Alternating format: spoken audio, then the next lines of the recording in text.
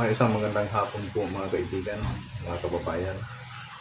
Ang aking ipinaabot sa bawat isa sa inyo sa araw na ito ng Sabado, Putsa 14 sa buwan ng September. Napakabilis ang paglipas ng panahon. Ang paglipas ng oras ng ating yung paglipas ng oras ay hindi natin napapansin, kababayan. Uulat ka na lang, uy, tapos na pala yung buwan ng September. Tapos na pala ang year of 2024. So, ilang buwan na lang ang nalalagit at papasok tayo sa panibagong taon. Ganyan po ang paglipas ng panahon. Sa bawat paglipas ng panahon ay may kanya-kanyang pangyayari sa ating pang-araw-araw na buhay, mga kababayan. Hindi lang sa ating personal na kalagayan, kundi gayon din naman sa mga nangyayari sa ating kapaligiran. Ano po ba ang nangyayari sa ating kapaligiran? Katulad halimbawa ng mga kaganapan sa taong ito ng 2024, napakarami po nangyayari mga kababayan. Hindi naman lingid sa inyo sapagkat yung mga pangyayaring yan ay mapapanood natin sa mga social media, mapapanood natin sa mga telebisyon. Hindi po ba? Ngayon, may mga kaganapan na hindi lang natin namamalayan na katuparan lang na mga hula ng Biblia. Mga hula ng Biblia. May mga nag-aangkin sa panahon ito na sila ang Kristo. Sila ang Kristo. Ngayon, kung ikaw ay nagbabasa ng mga kasulatan, makikita mo yung mga pangyayari niyan. Ang tanong ng isang apostol sa ating Panginoong Jesucristo, ang sabi niya ay ganito: anong magiging tanda ng iyong pagparito? Bilang ang sagot ng dakilang Kristo sa apostol ng tanong ay ganito: mag-ingat kayo na huwag kayong mailigaw nino man, sapagkat marami ang magsipagparito sa aking pangalan na mga nagsasabing ako ang Kristo, at ililigaw ang marami. Ayan. Ngayon, itong huling panahon ito, nangyari ba? Nangyari na. Ayan. Nakikita natin sa social media. At sino yung mga taong yan?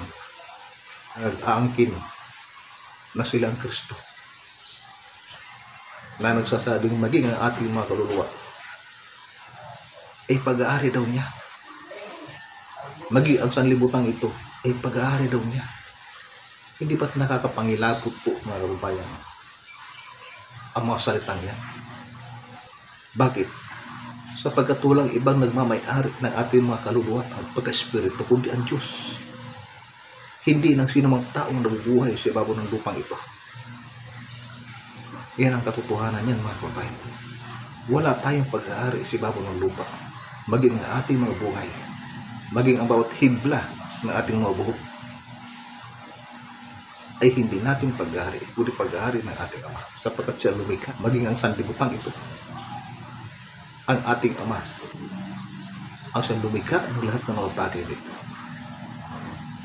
O hindi ang sinumang tao nagsasabi kung nag-aangkin na pag-aari daw niya ang daigdig nito, maging ating mga kaluluwa, ay siya raw ang nagmamayari. Mag-isip kayo mga kababayan. Mag-isip kayo. Di po ba? Mayroon bang ibang nagmamayari sa atin? Wala. ang lahat ng mga anghel sa kaharian. Hindi mabilang ng mga anghel na nabubuhay sa kaharian, magpanggang sa ibabaw ng lupa. Isa lang ang may lalang, ang ating Diyos. Wala na iba pa. Maging si Satanas ay nilalang din ng Diyos. Si Satanas po ay isa sa 7 arkangheles ng Diyos na tumalikod sa kanyang kapangyarihan. Pagkatapos sabihin natin, ako may-ari ng inyong mga kaluluwa. Ako ang may-ari ng kaluluwa nyo. Ako ang may-ari ng sanlibutan ngayon. Wala sa katinuan po, mga kababayan, ang tao nagsasalita ng ganyan.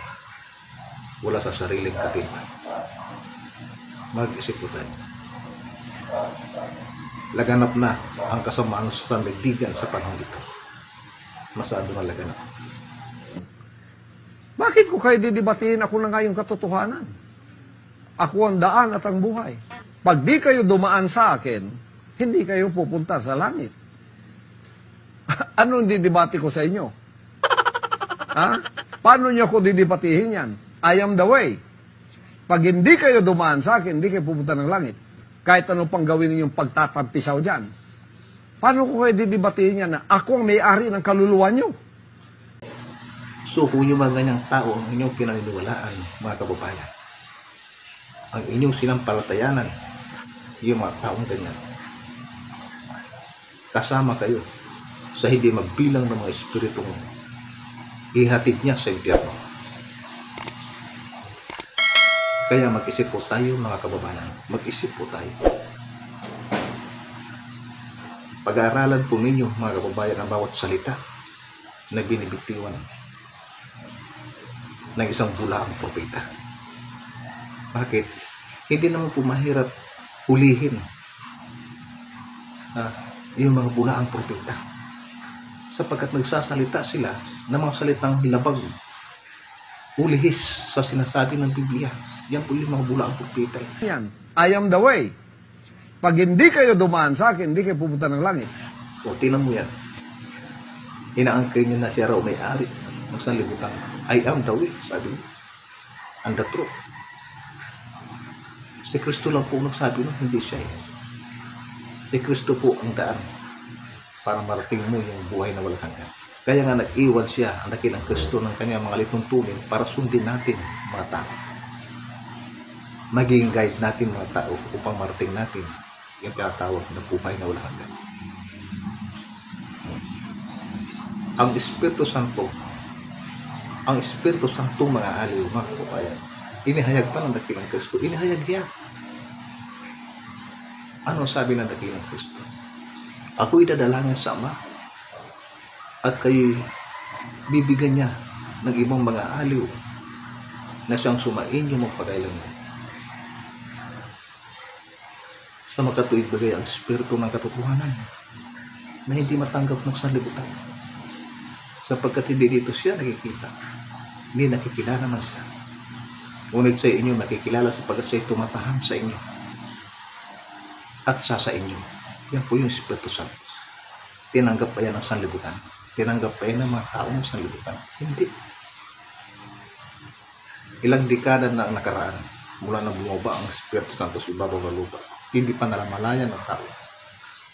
Ay hindi pa namamalayan ng tao. Magpangkat sa mga oras na ito. Hindi alam ito. Ngayon, tinan natin yung mga nangyayari sa ating kapaligiran. May mga nag-aangkina na sila ang Kristo. At siya raw nagmamay-ari ng ating mga kaluluwa. Panoorin pa ating video. Ako ang may-ari ng kaluluwa nyo. Ako ang may-ari ng sanlibutan ngayon. I am the way. Pag hindi kayo dumaan sa akin, hindi kayo pupunta ng langit. Ayan. Ako nagmamay-ari ng iyong mga kaluluwa. Yung salita niya. Yung mga ganyang klaseng tao po, mga kababayan, ano sa tingin ninyo? Kayo na po tatanawin ko. Wala na po sa hustong pag-iisip o sa tamang pag-iisip ang mga taong gumagawa ng ganyan.